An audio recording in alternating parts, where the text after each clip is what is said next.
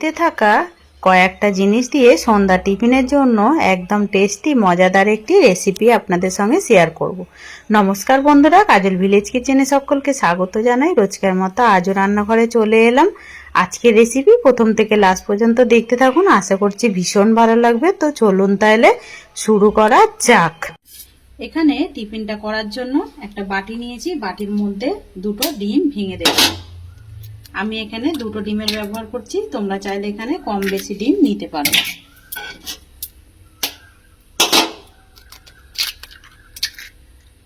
দিয়ে দেবো আমি 1 চামচ সাদা তেল, দিয়ে দিলাম 1 চামচ সাদা তেল। এখানে নিয়েছি একটা ছোট সাইজের পেঁয়াজ কুচিয়ে নিয়ে দিয়ে দেব কুচিয়ে রাখা পেঁয়াজটা, আর এর মধ্যে দিয়ে দেবো একটা ছোট সাইজের কুচিয়ে রাখা টমেটো। বেশ কিছুটা পাকা কাঁচা লঙ্কা নিয়েছি যাতে করে দেখতে সুন্দর লাগে। দিয়ে দিলাম কাঁচা লঙ্কা, দিয়ে হালকা একটু নাড়াচাড়া করে নেব যাতে করে কাঁচা গন্ধটা চলে যায়, একটু নরম হয়ে যায়। হালকা একটু নাড়াচাড়া করে নিলাম, এর কাঁচা গন্ধটাও চলে গেছে আর একদম টমেটো পেঁয়াজটা নরমও হয়ে গেছে। এবারে আমি গ্যাসটাকে অফ করে দেব। এইদিকে দুটো ডিম ভেঙে নিয়েছিলাম, ডিমের মধ্যে দিয়ে দেব সামান্য একটু লবণ, আমি এখন অল্প করেই দিচ্ছি, আর দেব একটু গোলমরিচ গুঁড়ো, দিয়ে ডিমটাকে খুব ভালো করে ফেটে নিতে হবে। ডিমটাকে খুব ভালো করে কাঁটা চামচ দিয়ে আমি ফেটে নিলাম। এবারে এখানে দিয়ে দেবো আমি একটা এইভাবে বড় গেটারের সাহায্যে গেট করে নিয়েছি একটা বেশ বড় সাইজের আলু। আমি এই সারা সপ্তাহ জুড়ে আলুর টিফিন আর ডিমের টিফিন অনেক রকমই করেছি, তোমরা চাইলে কিন্তু দেখে নিতে পারো। এবারে ডিমের সঙ্গে আলুটাকে খুব ভালো করে এইভাবে মিশিয়ে নেব। এখানে দিয়ে দেবো আমি পাতা চিজকে গেট করে নিয়েছি, গেট করে নেওয়া চিজটা আমি এর মধ্যেই দিয়ে দেবো, দিলে পরে টিফিনটা খেতে বেশি ভালো লাগবে। আর দেব আবার আমি অল্প করে একটু গোলমরিচ গুঁড়ো, ওই হাফ চামচের মতো দিয়ে দিলাম গোলমরিচ গুঁড়ো। এবারে দেবো এখানে স্বাদ মতো ধনে পাতা, ধনে পাতাটা দেবে তাহলে খেতে ভীষণ ভালো লাগবে।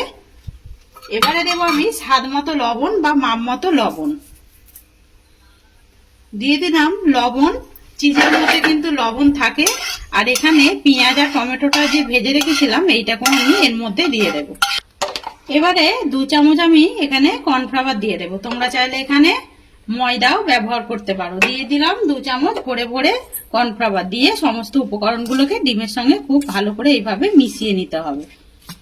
উপকরণ দিয়ে খুব ভালো করে আমি এইভাবে মাখিয়ে নিয়েছি, এইভাবেই সুন্দর করে মাখিয়ে নিতে হবে কর্নফ্লাওয়ার দিয়ে। আর যদি তোমাদের মনে হয় একটা ডিম দেবে বা ডিম দেবে না, তাহলেও কিন্তু এই টিফিনটা করতে পারবে। তার জায়গায় কিন্তু এখানে সুজি দিতে হবে যাতে খুব সহজেই টিফিনটা উঠে আসে।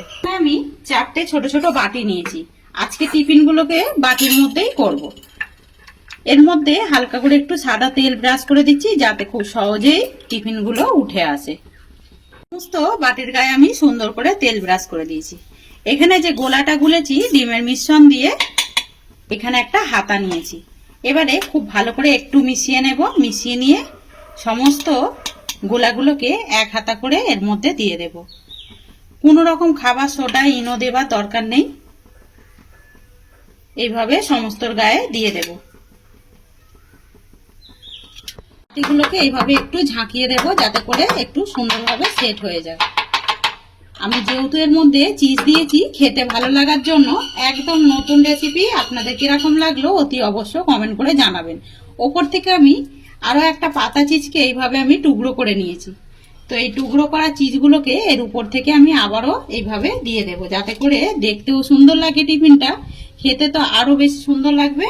তা আমি দেখো স্টিলের বাটি কাঁচের বাটি দুটোই নিয়েছি, তোমরা তোমাদের পছন্দ মতো করে স্টিলের বাটিতেও করতে পারো অথবা কাঁচের বাটিতেও তোমরা কিন্তু করতে পারো, তাই জন্যই দুটো করে বাটি নিয়ে নিয়েছি। এখানে এবারে একটা করে আমি টমেটো দিয়ে দেবো যাতে করে দেখতে আরো বেশি সুন্দর লাগে। যখন টিফিনটা নামাবো তখন কিন্তু খেতে ভীষণই মজাদার হবে। তো সমস্তর মধ্যে একটা করে আমি দিয়ে দিলাম এখানে টমেটো কোঁচানো, আর দিয়ে দেবো এখানে একটু ধনে পাতা।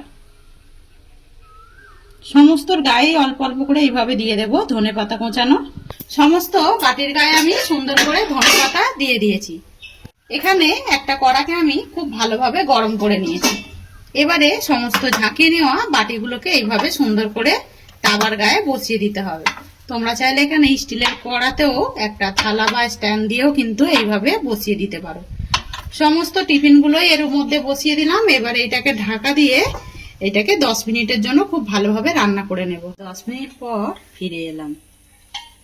তো কতটা সুন্দরভাবে টিফিনগুলো হয়েছে দেখুন, একদম ধার থেকে কিন্তু বেশ ছেড়ে এসছে, একটা সুন্দর রঙও এসেছে, দেখতে কিন্তু ভীষণই দারুণ হয়েছে।